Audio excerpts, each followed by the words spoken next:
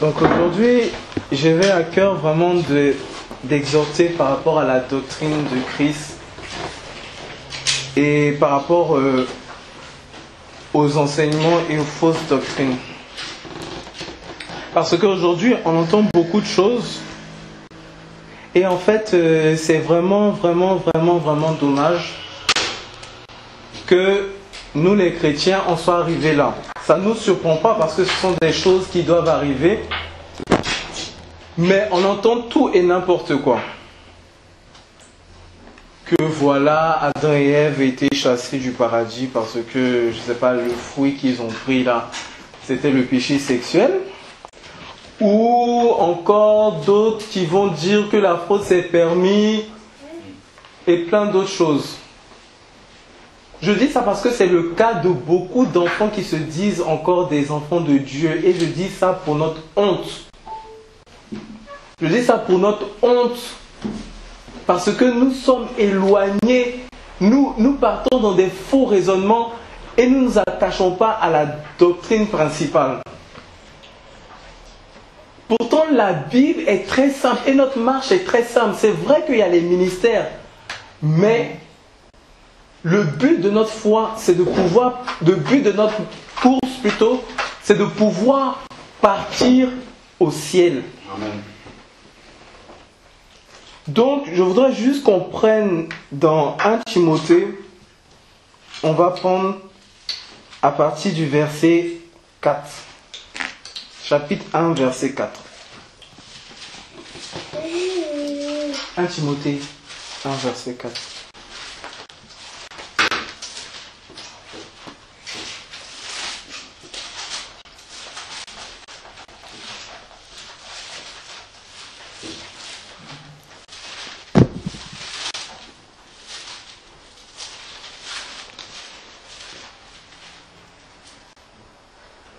Donc, je lis 1 Timothée.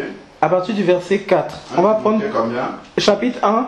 On va prendre même à partir du verset 3. Ouais. Voilà. Comme je t'exhortais lorsque je partis pour la Macédoine à demeurer à Éphèse, pour recommander à certaines personnes de ne pas enseigner une doctrine étrangère et de ne pas s'attacher à des fables et à des généalogies sans fin qui engendrent des disputes plutôt que l'édification en Dieu. Par la foi, je t'y exhorte encore. Le but du commandement, c'est la charité qui procède d'un cœur pur et d'une bonne conscience et d'une foi sincère. Quelques-uns, s'en étant détournés, se sont égarés dans des discours vains, prétendant être des docteurs de la loi, quoiqu'ils n'entendent ni ce qu'ils disent, ni ce qu'ils donnent comme certains.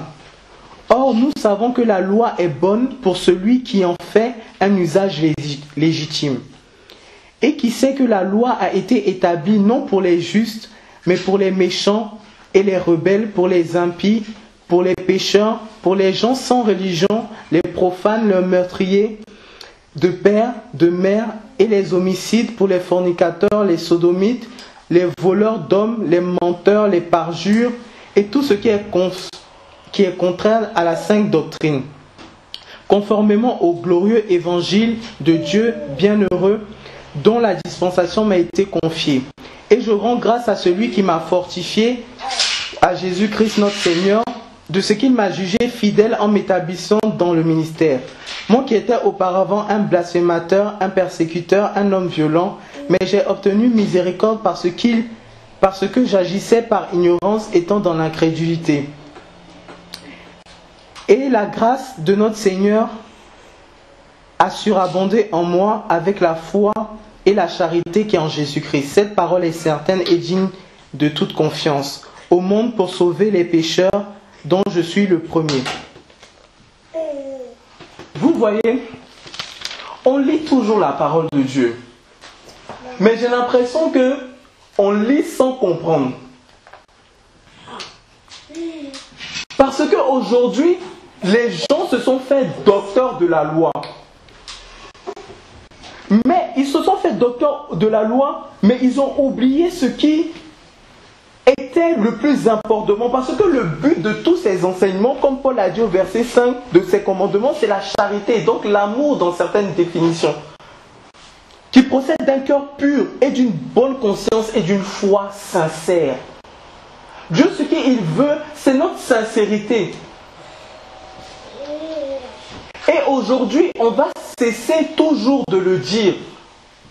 Dieu n'a pas besoin qu'on parte savoir qu'est-ce qui s'est passé au jardin d'Adam et Ève. Lui, il nous a déjà dit dans la parole de Dieu.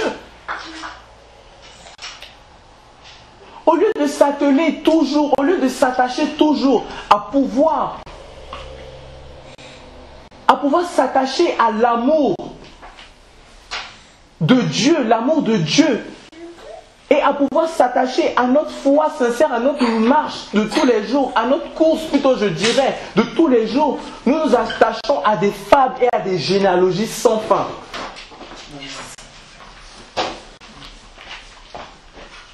Donc, nous allons prendre juste Jacques, nous allons voir c'est quoi la vraie religion. Parce qu'aujourd'hui, les gens se disent religieux, mais je pense qu'ils ne comprennent pas c'est quoi la religion. Chapitre 1, à partir du verset 26. Donc, on est dans Jacques 1, à partir du verset 26.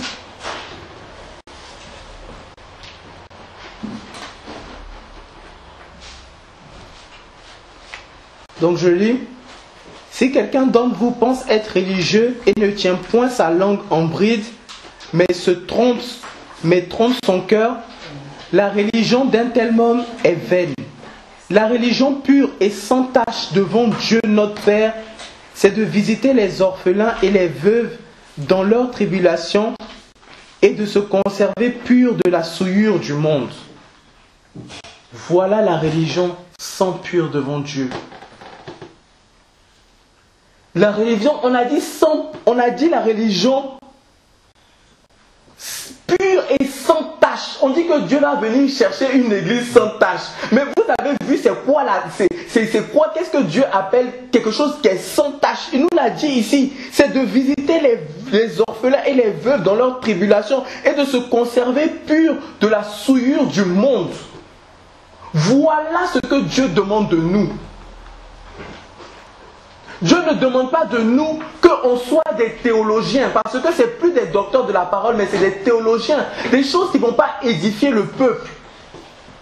Et ces mêmes gens-là, je m'étonne que c'est eux qui fraudent, c'est eux qui vont avec les papiers d'autrui, c'est eux qui commettent les plus grandes abominations, parce qu'ils n'ont rien compris encore. Ils n'ont pas compris que la religion que Dieu veut, c'est ça. C'est ça que Dieu veut pour nous. Donc aujourd'hui, nous lisons, ces gens-là aiment bien lire ces versets pour les autres. Pour dire que oui, il y a des fausses doctrines et tout. Mais nous nous rendons compte que même nous-mêmes, nous ne sommes pas attachés à ces choses-là. Nous-mêmes, et moi le premier, il faut que nous conservons ce que Dieu nous a demandé de plus.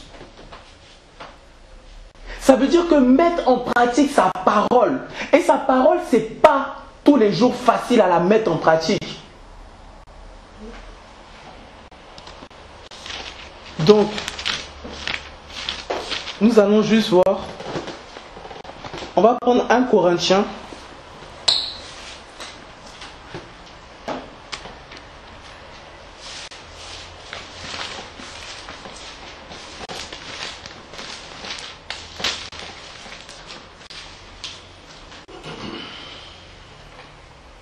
Donc, on va prendre 1 Corinthiens à partir du chapitre 1, excusez-moi.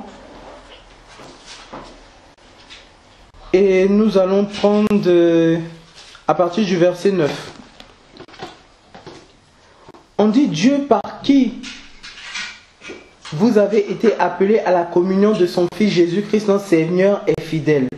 Or, je vous prie, frères, au nom de notre Seigneur Jésus-Christ, de tenir tous le même langage et de n'avoir point de division parmi vous, mais d'être unis dans une même pensée, dans un même sentiment.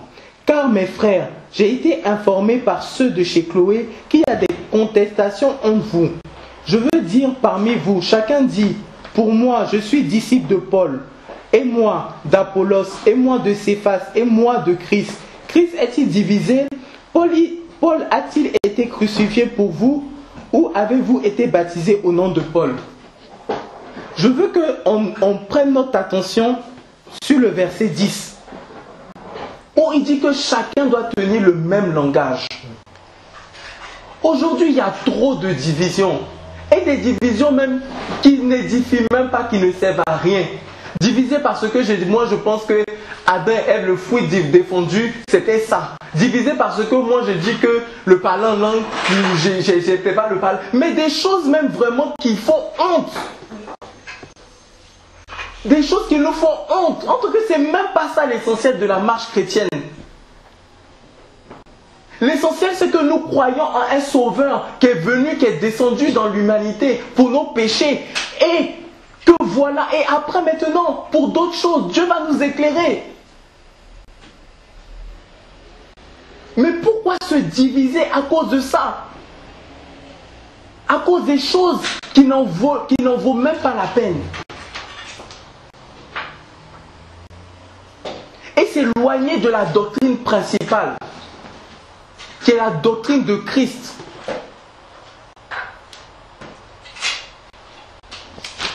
Donc, voilà. Nous allons juste regarder dans Éphésiens le rôle des ministères. Donc, on va prendre Éphésiens 4.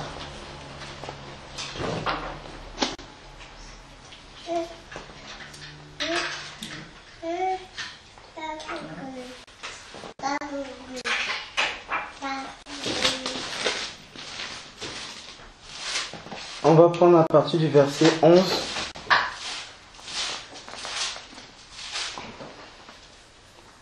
Donc il dit c'est aussi, c'est bon, c'est aussi lui qui établit les uns apôtres, les autres prophètes, les autres évangélistes, les autres pasteurs et docteurs pour le perfectionnement des saints, pour l'œuvre du ministère, pour l'édification du corps de Christ, pour l'édification, soulignons, jusqu'à ce que nous soyons parvenus à l'unité de la foi et de la connaissance du Fils de Dieu, à l'état d'homme fait et à la mesure de la stature parfaite de Christ. Pour que nous ne soyons plus des petits enfants flottants et emportant ça et là à tout vent de doctrine par la tromperie des hommes et par leur adresse à séduire artificiellement. Le but des ministères, c'est l'édification du corps de Christ. Amen.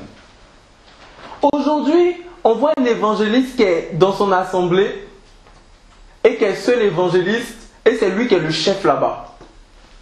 Un apôtre qui est dans son assemblée là-bas aussi, il est seul apôtre, c'est lui le chef là-bas. Un pasteur qui est dans son assemblée là-bas, il est seul pasteur et c'est lui le chef là-bas. Tu peux avoir la grâce, Dieu ne va pas se repentir du don qu'il t'a donné. Mais, si ce n'est pas pour l'édification, sache que ta grâce là, elle ne va pas t'envoyer au ciel.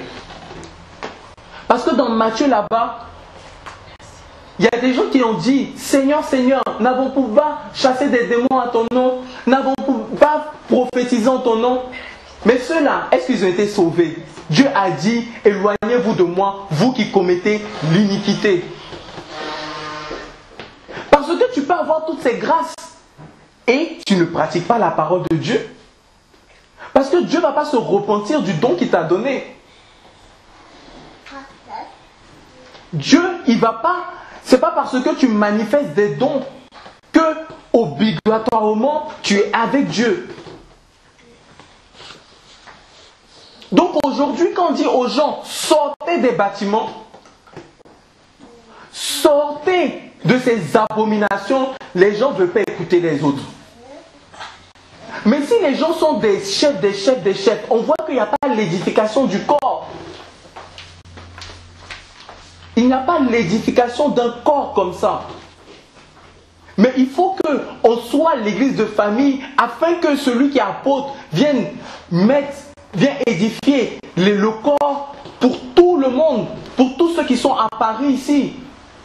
Pour que les apôtres édifient toute l'église, les évangéliques édifient toute l'église, les pasteurs édifient toute l'église, afin que nous parvenons à la stature parfaite de Christ. Parce qu'aujourd'hui, il y a trop de divisions, mais pour rien du tout.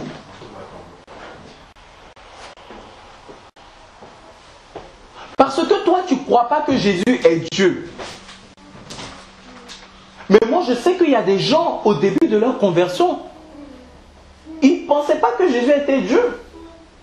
Mais 2 mois après, parce qu'on leur a bien enseigné, ils se sont dit, effectivement, Jésus est Dieu.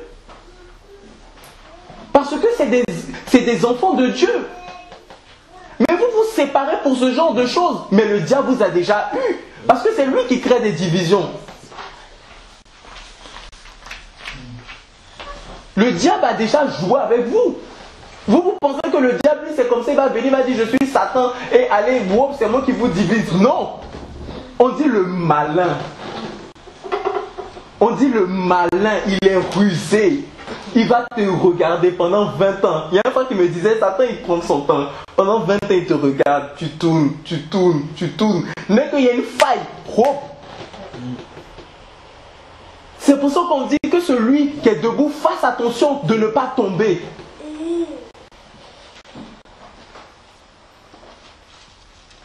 Donc, on va juste prendre 1 Jean. À partir du chapitre 5. On va prendre le verset 10.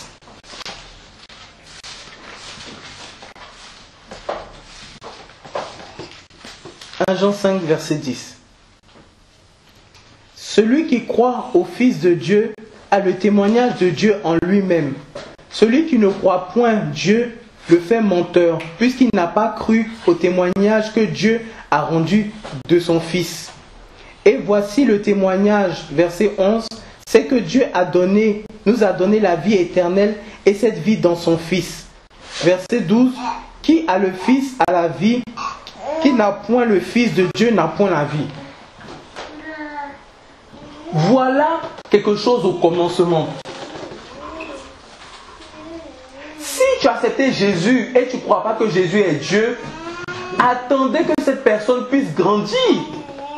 Vous n'allez pas dire forcément que cette personne, parce qu'elle n'a pas dit ce qui est dans la Bible, là, ça veut dire qu'elle n'est pas née de nouveau. Mais arrêtons. La Bible, c'est la sanctification et la connaissance de Dieu, c'est un processus, c'est quelque chose dans la progression. C'est quelque chose qui ne se fait pas du jour au lendemain. Quand les chrétiens comprendront ça, la connaissance, les apôtres disaient, grandissez dans le mystère de Christ. Grandissez dedans. Ils ne sont pas venus en disant, Paul pouvait venir en disant, vous église de Corinthe, vous dites ça, vous n'êtes pas de Dieu, allez, je me sépare de vous, vous église de tout. Mais attendez, c'est où on est venu, à quel point on est venu. L'église de Dieu est venue jusqu'à ce point, c'est-à-dire qu'elle ne même pas être compatissant pour les autres. À directement dire que, si toi tu ne crois pas ça, allez, je te bats de mon chemin. Si toi tu ne crois pas ça, allez, je te bats. Non, c'est pas comme ça.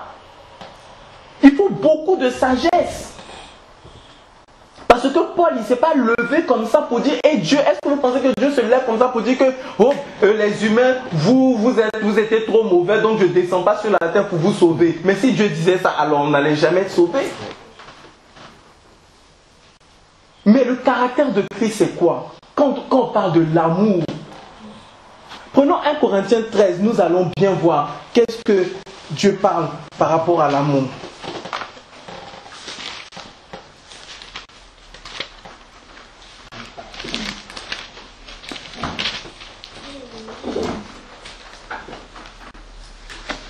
Donc, on va prendre 1 Corinthiens 13. On va pas lire tout, hein. On va lire ce qui pourra rentrer dans l'exhortation. Quand je parlerai les langues des hommes, même des anges, si je n'ai point de charité, je suis comme les reins qui résonnent ou comme une cymbale qui retentit. Donc j'aimerais bien savoir, ceux qui disent qu'il n'y a pas de parler en langue là, la langue des anges là, Paul il a parlé la langue des anges, donc j'aimerais bien savoir où ils ont tiré qu'il n'y a pas le parler en langue. 2, verset 2. Et quand j'aurai le don de prophétie et que je ne connaissais tous les mystères et toute la science, et quand même j'aurai toute la foi jusqu'à transporter les montagnes et je n'aurai point la charité, je ne suis rien. Et quand même je distribuerai tous mes biens pour la nourriture des pauvres, et quand même je livrerai mon corps pour être brûlé, si je n'ai point la charité, cela ne me sert à rien, sert de rien. La charité est patiente, elle est pleine de bonté. La charité n'est point envieuse. La charité ne se vante pas, elle ne s'enflamme point d'orgueil. Elle n'est point malhonnête. Donc ceux qui sont malhonnêtes là, voilà. Elle ne cherche point son intérêt. Elle ne s'aigrit point. Elle ne pense point à mal. Elle ne se réjouit point de l'injustice, mais elle se réjouit de la vérité. Elle supporte tout. Elle croit tout. Elle espère tout. Elle endure tout. La charité ne périt jamais. Quant aux prophéties, elles seront abolies. Les langues cesseront. Bon, il parle de quelle langue? Les langues des hommes et des anges. Voilà, pour le parler en langue. Et la science sera abolie. Car nous ne connaissons qu'imparfaitement et nous ne prophétisons qu'imparfaitement. Mais attendez, la connaissance qu'on connaît, Paul même, qui est docteur de la parole, apôtre, établi par Jésus-Christ, qui a le livre que nous on lit chaque jour, il dit qu'on connaît imparfaitement. Et il y a des gens, eux, connaissent parfaitement ici sur cette terre. On ne peut rien leur dire. On ne peut rien leur dire. Ils sont plus que devenus... Et vous voyez, c'est cette charité-là, elle ne sent pas d'orgueil, elle ne se vante pas. Même si ça fait 30 ans que tu es dans le ministère, quand quelqu'un parle, tu dois te soumettre. Même si tu as des bébés spirituels, eux pensent que toi aussi tu es bébé spirituel, tu dois être comme eux. Tu dois t'humilier comme eux. Afin de les gagner à Christ. Afin de les faire croître s'il faut les faire croître. Mais si toi tu viens en tant que, je ne sais pas, archibishop, en tant qu'évêque des nations ou apôtre, mais attends. Tu viens avec une supériorité de langage déjà, mais comment les gens seront édifiés?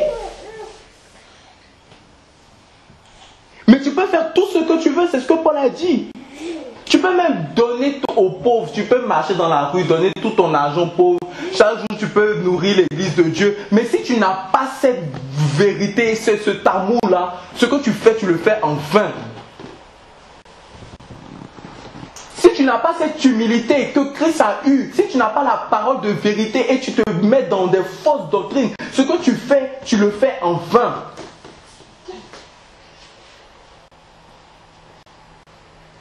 Et aujourd'hui, on voit qu'on s'éloigne de ça. Les pasteurs ne travaillent plus. Oh, moi, Dieu m'a appelé à plein temps.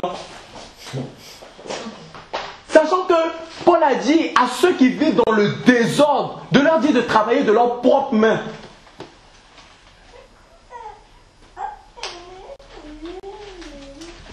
Et aujourd'hui, on s'éloigne de la vérité de Christ.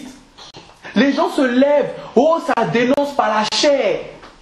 Ça dénonce par la chair que par la chair. Il n'y a pas l'amour dedans.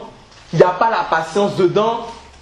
Même si tu dis que quelqu'un est faux apôtre, tu peux dire que quelqu'un n'est pas dans le ministère d'apôtre, mais est-ce que ça veut dire qu'il ne sera pas sauvé, qu'il n'est pas aimé de Dieu? Est-ce que ça ne veut pas dire que lui-même qui est là, demain Dieu ne va pas le reprendre? Dieu fait ce qu'il veut. Moi, je peux donner mon témoignage. Moi, je suis parti dans le monde, j'ai déchiré ma Bible avant de repartir dans le monde. Vous pensez que Dieu, s'il était mauvais là, je déchirais ma Bible, j'avais entendu parler de tout, de la fin des temps, tout ça là, j'ai tout entendu parler, j'ai déchiré ma Bible, je suis retourné dans le monde. Pourquoi Dieu ne m'a pas frappé ici comme ça? Mais les gens vraiment, il faut qu'on sache qui on adore. Hein. Il faut que nous rendons compte de qui nous sommes en train d'adorer. Nous ne sommes pas dons d'adorer n'importe quel Dieu, un Dieu qui, voilà, il dit qu'il est lent en colère, compatissant. Et nous-mêmes, chrétiens, je ne sais pas si je peux nous appeler comme ça, aujourd'hui, on n'est même pas capable d'obéir à ces choses, mais ça fait des vidéos sur Internet. Oh, moi je pense que. Moi je dis à un frère, toi tu ne peux pas dire moi je pense que, parce que la parole de Dieu, il n'y a pas moi je pense que. La parole de Dieu, c'est la parole de Dieu et point barre à la ligne.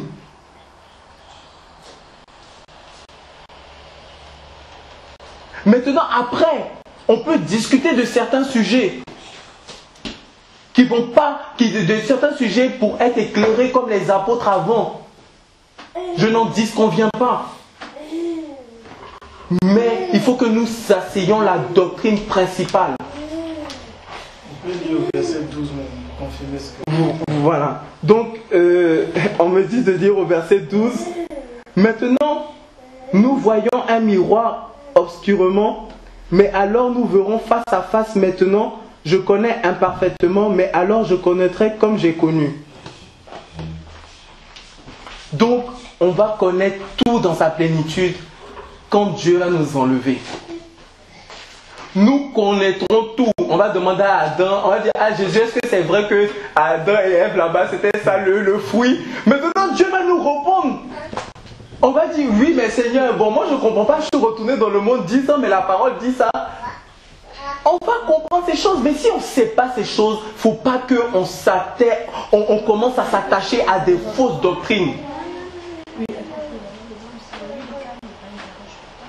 Mais il faut qu'on ait toujours une foi sincère.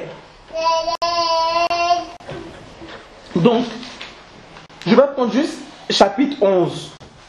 Parce que aussi, dans la doctrine des chrétiens, j'entends souvent, oh, moi je suis Jésus, moi je ne suis pas Paul. Ou des femmes qui se lèvent pour dire que ah, Paul avait dit ça, Paul avait dit ça, mais moi je dis que. Nous allons voir on va voir dans les Écritures, qu'est-ce qu'elles sont en train de dire là. Chapitre 11. Donc aujourd'hui nous allons déraciner, enlever toutes ces fausses doctrines et nous allons voir quelle est la doctrine essentielle de Christ. En fait c'est ça le but de cette exhortation.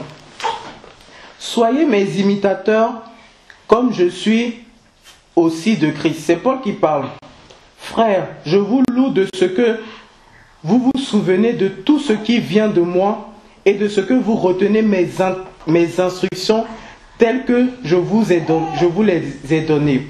Mais je veux que vous sachiez que Christ est le chef de tout homme et tout homme est le chef de la femme et que Dieu est le chef de Christ. Donc nous allons nous arrêter là. Soyez mes imitateurs comme je suis de Christ. Avant de vouloir imiter plein d'autres choses là, imitons d'abord les pères de la foi. Imitons les Paul, imitons Christ, imitons tous ces gens-là qui sont des exemples pour nous. C'est eux qui doivent devenir notre référence. Et non des hommes qui vont dire que oh, moi j'ai eu une révélation que ce que Paul n'a pas dit là, c'est pas bon. Alors Dieu, pourquoi il a permis ça alors? Qui dit soyez mes imitateurs? Oh, moi j'ai eu une révélation que Dieu a dit que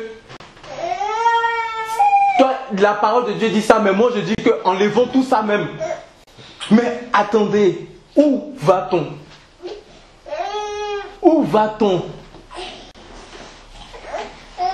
Mais je nous encourage vraiment à pouvoir rester dans cette foi. À pouvoir rester dans cette doctrine qu'est Christ. Je vous en prie, arrêtons tout ça. Je vous demande pardon. Arrêtons cette science, chercher la science. Non, toute la science se trouve en Christ. David disait là-bas, la sagesse, pas la sagesse, la crainte de Dieu, c'est le commencement de la sagesse. Donc toute la la sagesse, toute la science se trouve en Christ, qui est lui l'image de Dieu invisible. Mais si on a Christ et ton voisin ne croit pas qu'il est Dieu, toi tu es là pour quoi? Tu es là pour l'aider à ce qu'il croit. Mais si toi tu dis que oh, parce que tu ne crois pas ça, oh, je prends mes bagages, je m'en vais, mais lui comment il va croire? Dieu va se servir, tu vas être dans l'étonnement, Dieu va se servir de quelqu'un d'autre qui aura plus de compassion que toi et qui va l'assister jusqu'à ce qu'il grandisse. Et après tu vas t'étonner là-bas, tu vas dire Seigneur, mais pourquoi j'ai pas de couronne? Tu vas dire pourquoi j'ai pas de couronne? Mais parce que tu as mal fait ton travail. Tu as mal fait ton travail. Et aujourd'hui, je veux nous exhorter à la... Moi, j'ai des frères qui, je sais qu'ils sont dans l'égarement total. Mais je suis avec eux. Et eux, ils pensent qu'on est au même niveau. Non, moi, je me soumets à ce qu'ils me disent. Quand je suis avec eux, je ne vais pas dire que oh, non, non, non, comme ça, à faire des objections de la pseudo-connaissance. Je les écoute. Et après, quand je les écoute, je place une parole du Seigneur que le Seigneur me donne, il commence à réfléchir. Il commence à réfléchir. Et c'est comme ça, je suis avec eux, dans la patience, dans l'amour. Et je n'ai pas encore fini. Je ne dis pas ça pour dire que je suis parfait plus que les autres, mais je n'ai pas encore fini. Moi-même, je m'exerce chaque jour. Tu es en train de m'exercer chaque jour. Parce qu'aujourd'hui, tout le monde a le Saint-Esprit, tout le monde Dieu lui parle vraiment, Dieu descend dans sa chambre pour lui parler, lui il est unique, lui vraiment, même Jésus, même je pense que Dieu n'a jamais fait ça. Il y a des gens, Jésus vient chaque jour dans leur chambre. Chaque jour, Jésus vient dans leur chambre. Dieu même n'est pas descendu comme ça pour Jésus, mais il y a des gens, on a vu ça. Donc vraiment, mes frères et sœurs, arrêtons tout ça, soyons dans l'amour. Parce qu'on peut faire toutes les choses que Dieu a dit, mais si on n'a pas l'amour véritable de Christ, on ne sera pas accepté dans le royaume. Parce que l'amour, c'est ça. C'est le fait de savoir. Paul dit, avec les Grecs, je me comportais comme les Grecs. Avec les Juifs, j'étais comme les Juifs. C'est pour ça que Paul a gagné beaucoup d'âmes. Il savait tout ce qu'il faisait n'était pas bien. Mais quand il voyait ça, il n'était pas dans le jugement. Il n'était pas dans le mépris. Mais il était patient et il voulait que beaucoup d'âmes soient sauvées. Donc aujourd'hui, soyons patients.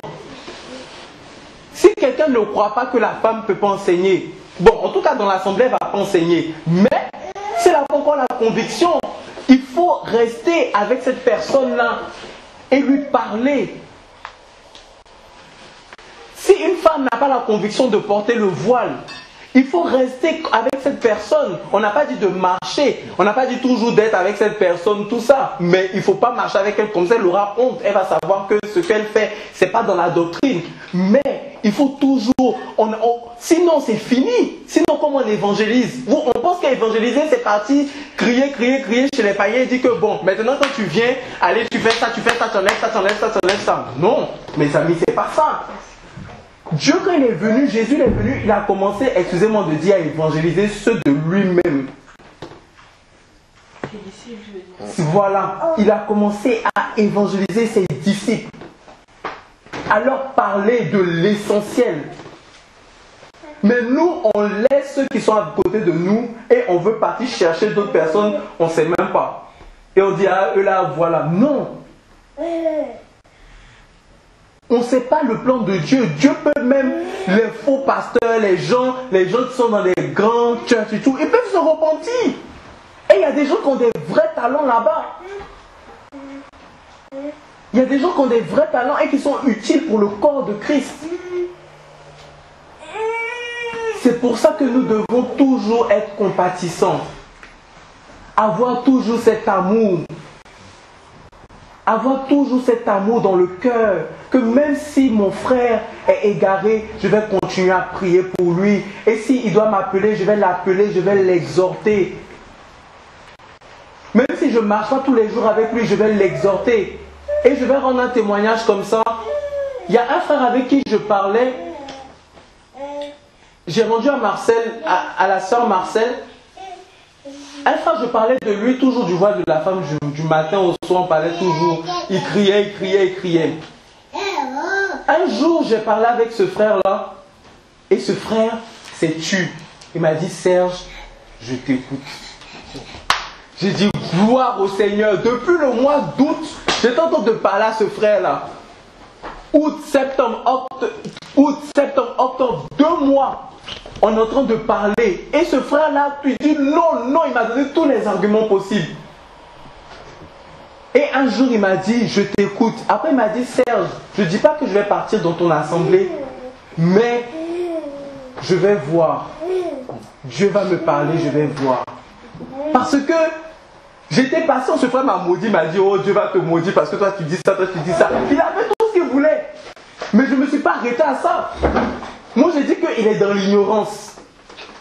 Il est dans l'ignorance. Tout ce qu'il dit, il est dans l'ignorance. Donc je ne tiens pas compte. Et moi j'étais rebelle aussi comme ça face à Dieu. Est-ce que moi je peux le juger? Moi qui étais aussi rebelle face à Dieu, je ne peux pas le juger. J'étais dans le monde, j'ai fait des choses abominables, j'étais rebelle face à Dieu et c'est moi qui va juger un enfant de Dieu. Mais quand la parole vient, je lui dis les choses clairement. Et aujourd'hui, il commence à comprendre. Et il est toujours dans mes prières et tous ses frères sont toujours dans mes prières.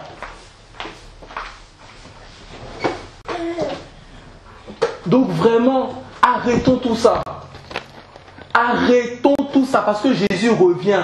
Et toutes ces choses-là nous montrent que Jésus revient. Cette séduction-là nous montre que Jésus revient. Ces fausses doctrines nous montrent que Jésus revient. Ces divisions, même dans la même famille, nous montrent que Jésus revient. Donc soyons sages. Soyons sages, soyons sages. Et vraiment, arrêtons tout ça. Merci Seigneur Dieu, Père éternel Dieu, pour ta parole, Père éternel Dieu. Ô Père, nous voulons seulement te bénir, Seigneur Dieu, pour l'église de Christ qui est divisée. Nous te demandons, Seigneur Père, de sortir, Père éternel Dieu, tes vrais enfants, Père éternel Dieu, je t'en supplie. Père éternel Dieu, de sortir tes enfants de ceux, Père éternel Dieu, qui sont dans des fausses doctrines, de les ramener à l'ordre. Père éternel Dieu, je t'en supplie. En ce qui concerne la doctrine de Christ, Seigneur Dieu Père.